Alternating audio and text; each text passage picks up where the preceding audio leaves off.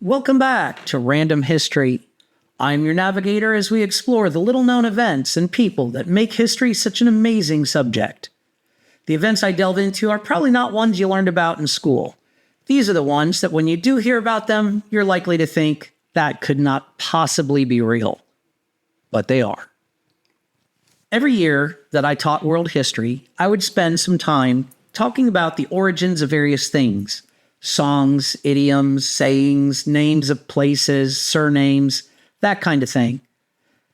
I have to tell you that the look on students' faces when they realize that a song or game that they played as little kids talks about dying from the plague, well, I gotta say it is rather entertaining. I just discussed this with my AP World History class last week and decided that I was going to devote an entire episode to the origins of some of these idioms. Also this week, I heard that a famous pop star decided to endorse a specific candidate for president. And I thought, who cares what you think about politics? Well, this just reinforced the importance of celebrating true heroes. People who put their lives on the line to either save others or protect our liberties and way of life. The true hero I selected for this episode was one of my childhood heroes, a fellow aviator who, like me, is also from Ohio, but unlike me, was America's ace of aces in World War I. His name is Captain Eddie Rickenbacker. And so now, without further ado, Random History presents the history of some idioms and Captain Eddie Rickenbacker. Idiomatic expressions are a fascinating part of language, allowing people to convey ideas, emotions, and situations through colorful, often figurative language. Expressions like, "it's raining cats and dogs," are ingrained in everyday speech, yet the origins often remain mysterious or even misunderstood. Today we explore the history and origins of some common sayings like, "it's raining cats and dogs," investigating where they came from, how they evolved, and their lasting impact on the English language. The phrase, "it's raining cats and dogs," is one of the most popular idiomatic expressions used to describe heavy rainfall. Despite its widespread use, its origins are murky, with several competing theories. One popular explanation suggests that in the 17th and 18th century England, heavy rainstorms would flood streets, often sweeping dead animals like cats and dogs into the gutter, making it appear as though they had fallen from the sky. This interpretation, while colorful, lacks substantial historical evidence. Another theory traces the phrase back to Norse mythology. In Old Norse, the dog is associated with storms, specifically the wind god Odin, who was often depicted accompanied by dogs or wolves. The cat in this interpretation symbolizes heavy rain, as it was linked to the storm goddess Freya.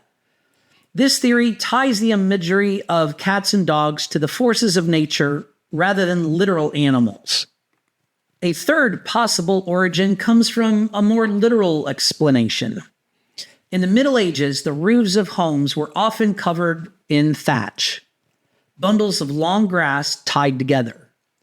This thatch often became the home of different varieties of vermin, like mice, rats, or even birds. To keep these critters from falling through and into the home, people allowed their cats and dogs to prowl the roof hunting these pests. In a heavy rainfall, the thatch would become very slick, and the dogs or cats would lose their footing and fall off the roof, appearing to fall from the sky.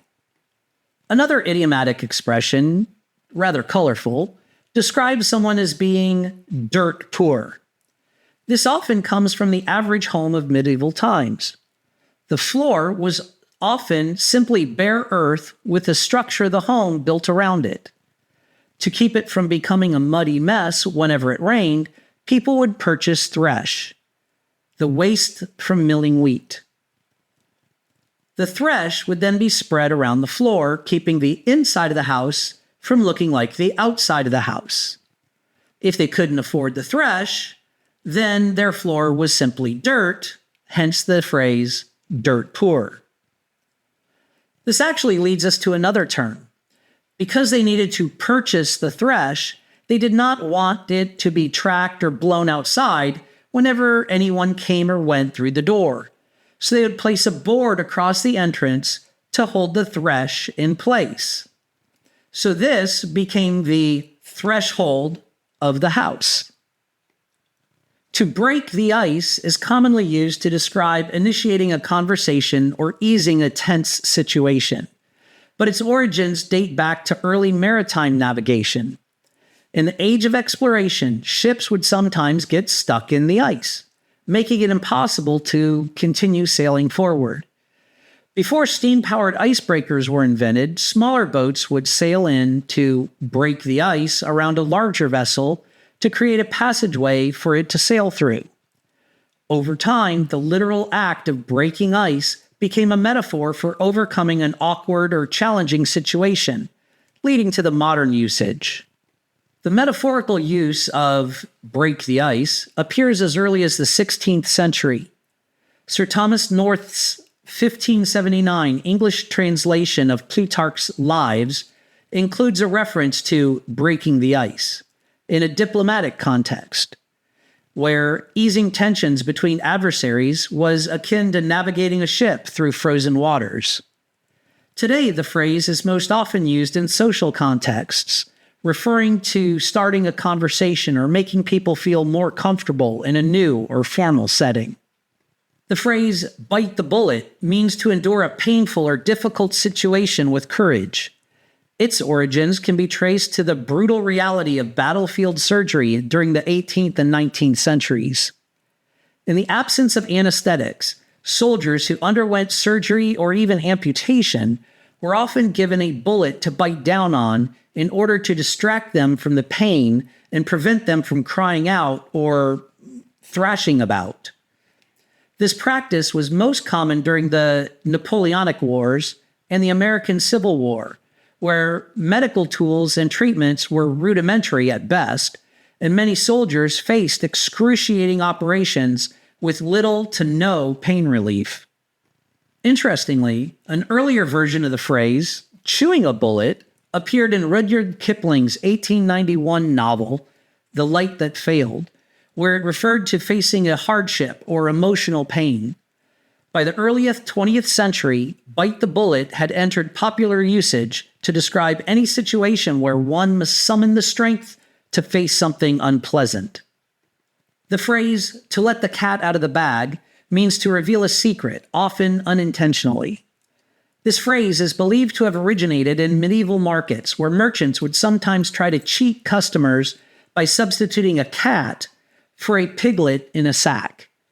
If a customer discovered the trick and opened the bag to let the cat out, the fraudulent act was exposed.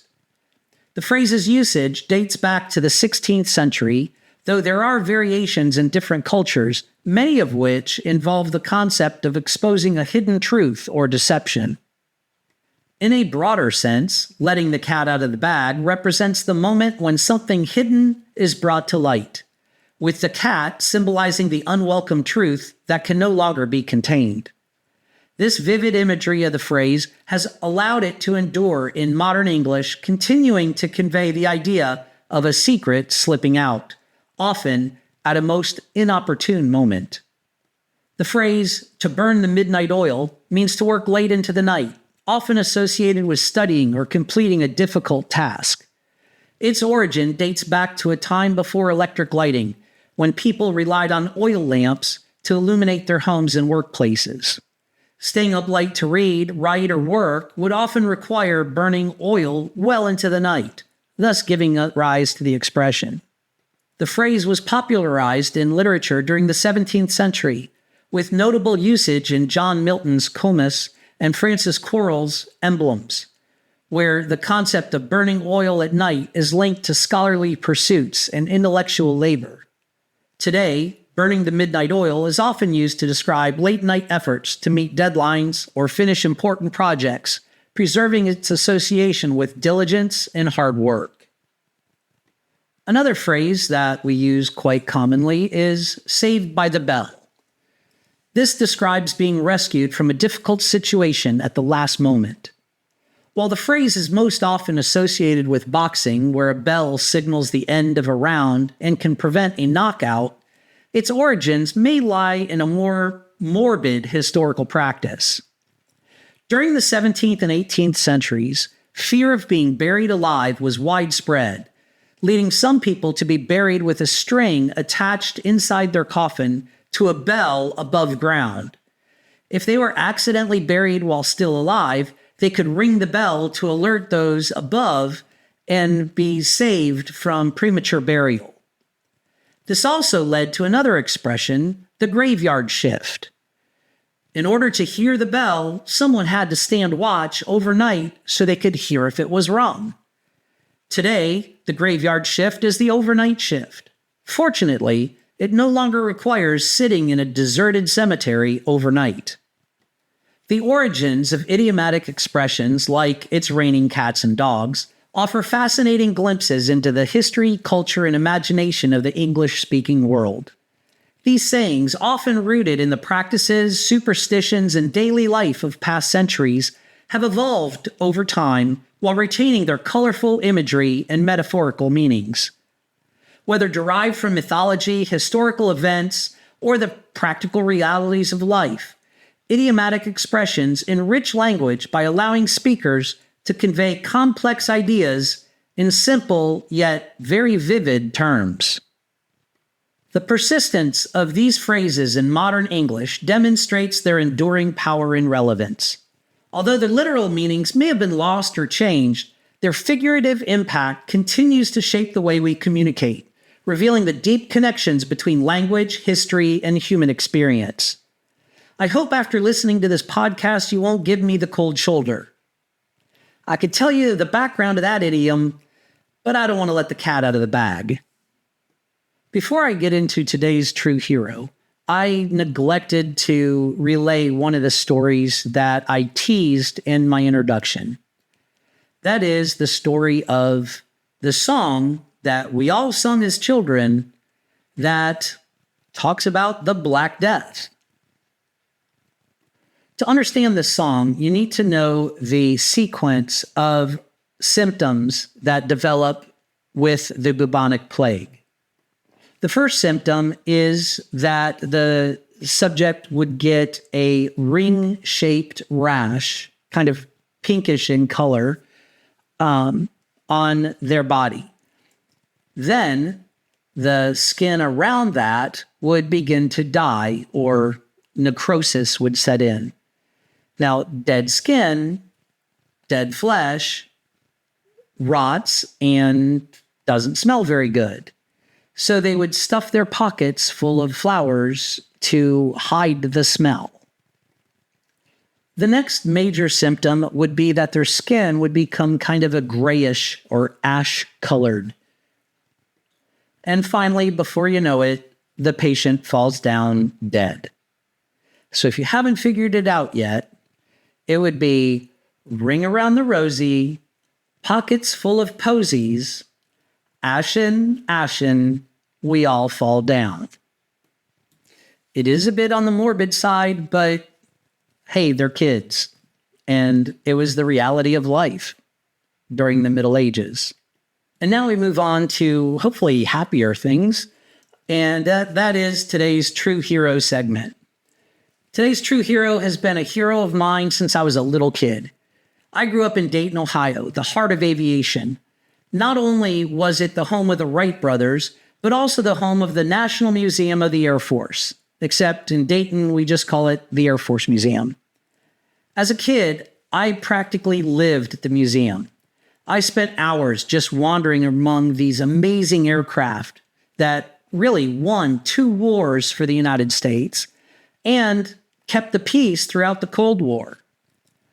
Among the countless artifacts of military aviation was a short biography of another Buckeye that became America's leading ace. An ace is a person who has shot down 5 enemy aircraft during war. Anyway, this was America's leading ace during World War I. He had 26 enemy planes shot down, and his name was Eddie Rickenbacker. Eddie Rickenbacker was a pioneering figure in American aviation, who became one of the most decorated American fighter pilots during World War I. His exploits in the skies over Europe, particularly his exceptional bravery and skill, earned him the Medal of Honor. Rickenbacker's journey to becoming America's top fighter ace and a national hero is a story of determination, skill, and daring. Born in 1890, Rickenbacker's love for speed and mechanics began early. Before the war, he gained fame as a race car driver, competing in the Indy 500 multiple times. When the United States entered World War I in 1917, Rickenbacker initially joined the U.S. Army as a driver for high-ranking officers. His experience with automobiles soon got him noticed, but his real passion lay in flying. He saw the potential for the relatively new field of aviation and wanted to be part of it. Despite being older than most aviator recruits, he was determined to become a pilot. His persistence paid off, and after completing flight training, he was assigned to the 94th Aero Squadron, famously known as the Hat in the Ring Squadron, due to its insignia.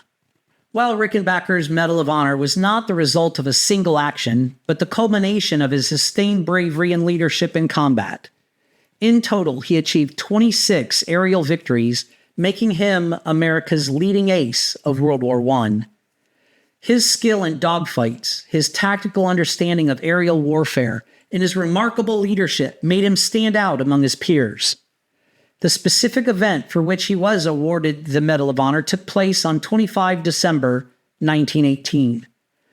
During this mission, Rickenbacker single-handedly attacked the formation of 7 German planes. Despite being heavily outnumbered, he managed to shoot down 2 enemy planes and force the others to retreat. His fearless aggression and skill in this engagement epitomized his combat prowess and his ability to remain calm under pressure. The significance of this achievement lies in the context of World War I aerial combat.